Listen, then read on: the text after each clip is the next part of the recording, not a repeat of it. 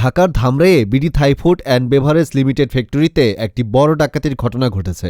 রাতের আধারে ২০ থেকে ২৫ জনের একটি ডাকাত দল অতর্কিতভাবে ওয়ালটপকে ভেতরে প্রবেশ করে। তারা ফ্যাক্টরির সিকিউরিটি গার্ডের নিরাপত্তাকর্মী মোহাম্মদ আজগর আলী সহ ৫ জনকে হাত পা বেঁধে এক জায়গায় আটকে রাখে।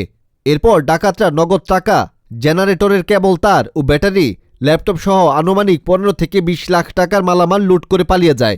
সিকিউরিটি গার্ড মোহাম্মদ আজগর আলী বলেন, আমাকে হাত পা বেঁধে মেঘ ঘুর করে আমাদের ৫ জনকে এক জায়গায় রেখে সবকিছু নিয়ে যায়, যার মধ্যে টাকা, গাড়ির ব্যাটারি এবং জেনারেটরের তারও ছিল।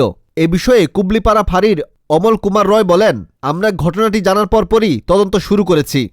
12:30 থেকে 1:15 বাজে। তো আমার যে গার্ড আছে দিনে একজন রাত্রে থাকে, নাম লিমন। তো ও চিল্লানি দিছে, চিল্লানিতে আমি বাস পাইছি যে হঠাৎ করে চিল্লানি দিল। পরে চিল্লানি দেওয়ার পরে আমার নাম যখন নইছে তখন আমার রুমে ঢুকছে 4 জন, আর ওর রুমে ছিল 4 জন। এই 8 জন লোক আমার হাত বাঁধছে, পা বাঁধছে, মুখ বাঁধছে, পরে কষ্টিপ দিয়ে মুখ আটকে দিছে আমাদের। দেওয়ার পরে এখান থেকে 2 জন লোক, আমাদের যে 2 জন, এই 2 জনের 8 জন লোক ওরা ওই সাইডে নিয়ে গেছে। ওই রুমে এক্সট্রা রুম আছে, ওই রুমে 3 জনকে বাঁধে রাখছে এক স্টাইলে। পরে আমাদের 2 জনে না 5 জনকে এক রুমে রাখছে। এক রুমে রাখার পরে দরজা একটু আটকে দিয়ে আপনার 3 জন লোক হলো 3টা স্যান নিয়ে দাঁড়িয়ে রয়েছে আমাদের। 5 জনকে রাখছে যে কথা কবি আর চিল্লানি দিবি। সর্বনাশ হয়ে গেছে, ডাকাতি গেছি, তো আপনি তাড়াতাড়ি চলে আসেন। আমি শহরে চলে আসলাম, বাদী শুনে তাদের সঙ্গে ফোনে কথা বলছি। তার দেখলাম যে আমাদের অ্যাডমিন রুম তছনছ করছে, স্টোর এবং আমার রুম তছনছ করছে, কাগজপত্র, টাকা পয়সা করছে। তারপরে কিছু টুলস নিছে এবং জেনারেটর রুমে কেবল টেবল নিচ্ছে।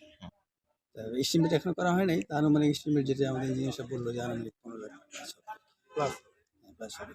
আমাদের ক্ষয়ক্ষতি হয়েছে, এই ক্ষয়ক্ষতি তো অপূরণীয়, কারণ একটা কোম্পানির তো মেইন কেবল আপনার সিনিয়র ইলেকট্রিক্যাল ইঞ্জিনিয়ার কোয়ার্টারে থাকি উপরে 4 তলায়। 5:30টার দিকে সিকিউরিটিরা সব কয়েকজন যে আমাকে ডাকে, বলে যে এরকম ছুটে আসছে, ডাকাত আসছে। পরে আমি নামে ঘটনা দেখি, আসলে চুরে গেছে, কেবল চুরে গেছে, কিছু ব্যাটারি চুরে গেছে, জিএমএসের ল্যাপটপ চুরে গেছে। তারপর ওরা পরে গাড়ির ব্যাটারিও চুরে গেছে। পরে আমি মজিদ স্যারকে ফোন দিই, তখনই মজিদ স্যার পরে আমার ফোনে পরে আসে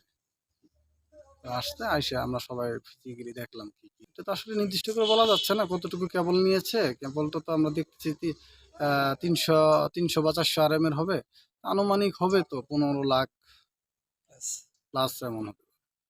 আমার এই জিএম স্যার উনি পুলিশকে ইনফর্ম করেছিল, সকালে ওনারা আসছিল, এসে তারা ফিজিক্যালি দেখে গেছে যে আসলে ঘটনার কি ঘটেছে। তারা ফিজিক্যালি দেখে গেছে, তদন্ত করে গেছে।